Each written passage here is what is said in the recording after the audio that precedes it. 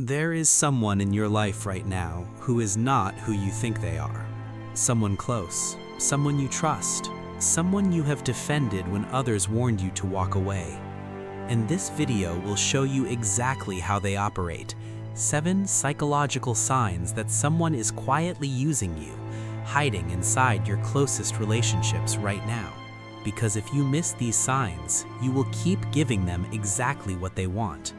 The most dangerous thing about them is not what they have taken from you, it's how perfectly they made you believe you were choosing to give it. That is not loyalty, that is a trap, and it was built specifically for people like you, people who feel deeply, trust genuinely, and would rather question themselves than suspect someone they love. Because the people who get used the most aren't weak, they're simply the ones who trust the most.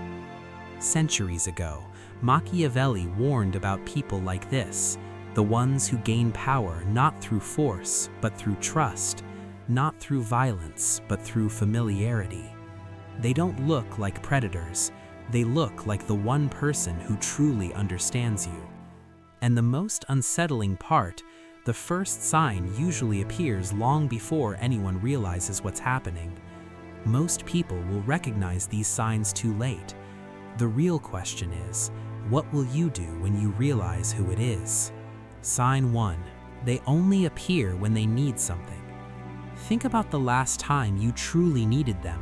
Not a small inconvenience, a real moment, when life was heavy, when you were breaking, when one phone call would have meant everything. Where were they? Now think about the last time they needed something. How fast did they appear? How warm was the message? How suddenly did they remember you existed? Everyone watching this has met someone like this. They ignore your calls for months, then message you the moment they need a favor. They disappear when life is heavy. They return only when they need something. They appear only when they need. That's the pattern. You stayed up all night for them once. They couldn't even text back when you needed help. This is not coincidence. This is not bad timing. Patterns in human behavior are never accidental. They're revealing. Every favor they ask feels urgent, but when you break, they vanish. Even Machiavelli called this closeness for convenience, calculated, not genuine, a relationship built not on bond, but on what you can provide. Once you notice this, you can't unsee it. You are not their person.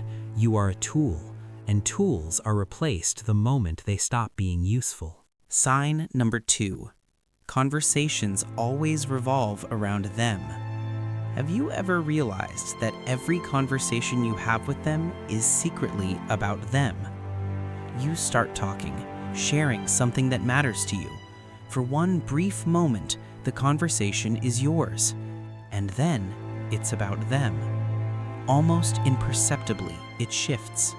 Suddenly, they're talking about their problems, their achievements, their pain. And you're sitting there, nodding, listening, supporting, wondering how you ended up here again. You tell them about your promotion. They immediately start talking about their own achievements. You share your pain. They use it as a bridge to their own story. Everyone watching this has experienced this, even if you didn't notice it at the time. People who care ask questions. They sit in your reality. Users, they only talk about themselves. They don't care. They never did. Your story is just background noise. You wonder if it's you. It's not you. You're just the audience. Psychologists call this conversational narcissism. Basically, they always turn the conversation back to themselves, no matter what you share, no matter how important it is. Once you notice this pattern, it becomes impossible to ignore. To them, you're not a person to connect with, you're an audience to perform for. That silence you feel after every conversation, that emptiness is information. Ignore it, and they'll keep taking without ever giving anything back. Sign number 3. You feel drained after every interaction. Pay attention to how you feel when they leave, not during, after, when the call ends, when they walk out the door, when the silence returns. Do you feel lighter, seen, recharged? Or do you feel hollow, tired in a way that sleep doesn't fix, vaguely guilty without knowing why? Think about the last time you met them for coffee or stayed on the phone for 2 hours listening to their problems. You gave everything in that conversation. You were present, supportive, fully there. And then they left, and somehow you felt worse than before they arrived. You might blame yourself. Maybe you're too sensitive. Maybe you're the problem. You're not the problem. That feeling has a name: energy extraction. One of the most accurate signs that a relationship is fundamentally imbalanced. They take, you give. You leave empty. Genuine connection is an exchange. Two people leave feeling something was shared. But a user doesn't exchange. They consume. Every conversation, every moment, a withdrawal from your emotional reserves. Who comes to mind as you hear this? Machiavelli understood it simply. Whoever controls attention controls the relationship, and they've been controlling yours. If you felt this repeatedly with the same person, you already know the truth. You're not being drained by accident. You're being drained for their gain, while you slowly fade into emptiness. Sign 4. They use guilt as a control mechanism. Have you ever said yes when everything inside you wanted to say no? Think about that moment, the hesitation, the pause, and then the slow, familiar collapse into giving in again. They never asked directly. They never had to. Instead, they sighed, went quiet, reminded you carefully, subtly, of everything they've been through, everything they sacrificed for you, everything that's gone wrong in their life. They remind you how much they've given whenever you hesitate. They wait, they sigh, they win.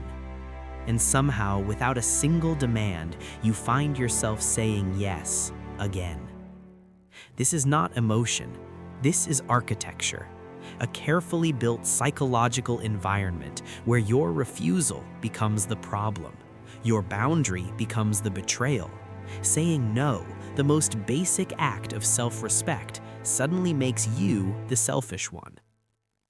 Guilt is invisible. It leaves no marks. It works most powerfully on the people who care the most, on people exactly like you. Think of the last time you said yes when you wanted to say no. How did it feel afterward? Relief or resentment? That resentment is important. It's your instincts telling you something is wrong. Real relationships don't require your guilt to function. Only traps do. If you've ever been made to feel guilty for saying no, you were not being loved. You were being controlled. And the sooner you see that clearly, the sooner they lose their power over you. Sign 5. Your boundaries are treated as negotiable. Have you ever felt your limits slowly ignored until you stopped setting them at all? You told them once, clearly, calmly, "This is my limit. This is what I need. This is where I stand." They nodded, maybe even apologized, and then they pushed again. Not loudly, not aggressively, just a small test first, then another. You told them you need space. They ask again the next day, and again the day after that. Each time slightly further, each time slightly more pressure. They test, you resist, they push further, slowly.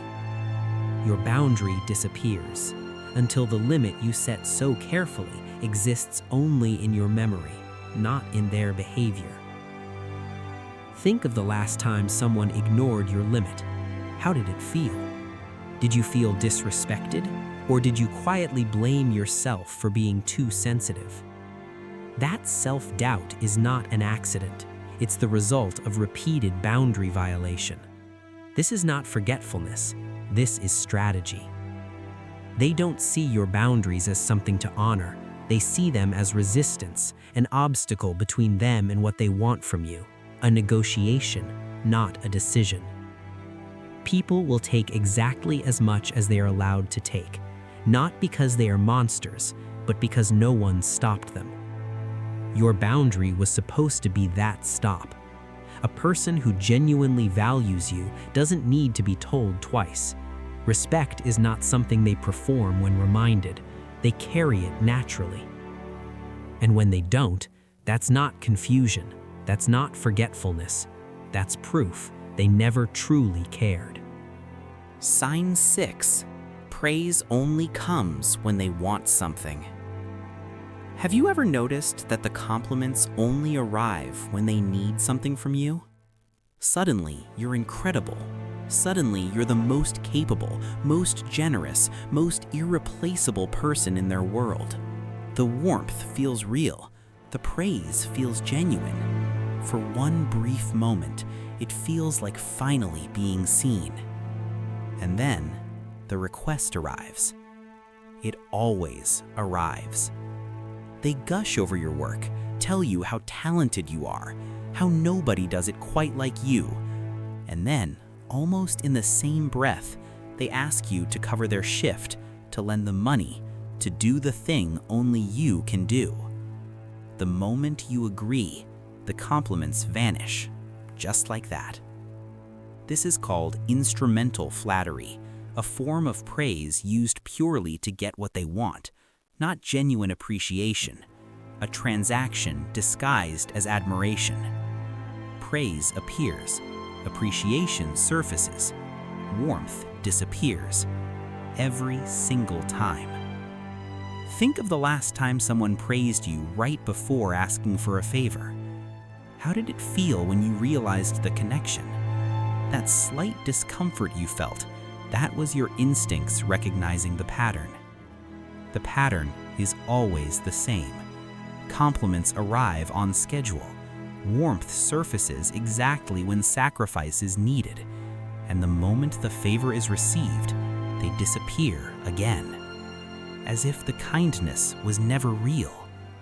Because it wasn't. Real appreciation doesn't come with an agenda.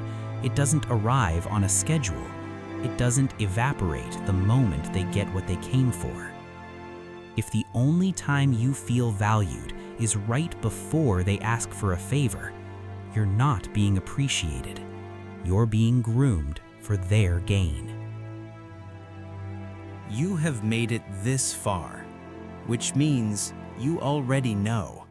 Somewhere beneath the doubt, beneath the loyalty, beneath the years of giving, you have always known. And that knowing is not betrayal, it is clarity. You are not a resource. You are not an audience. You are a person of value, and it is time you started being treated like one. Machiavelli did not warn against loving people. He warned against loving illusions, against mistaking convenience for commitment, against confusing someone's need for your presence with their genuine appreciation of it.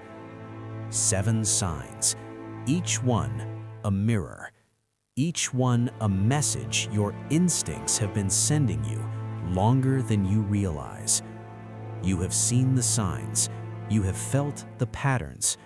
Now, the choice is yours. Will you keep explaining away what you already feel, or will you finally trust what the pattern is telling you? Strategic goodness is not weakness abandoned. It is wisdom activated. It means you continue to act with integrity, but never again at your own cost, never again at the price of your dignity. You deserve relationships built on genuine care, not convenience, not calculation, not guilt. Type, "I see clearly now" in the comments and share this with someone who needs to hear it. If this spoke to something real inside you, like this video and subscribe. More truths like this are coming. See clearly. Protect your energy. Value yourself. Always.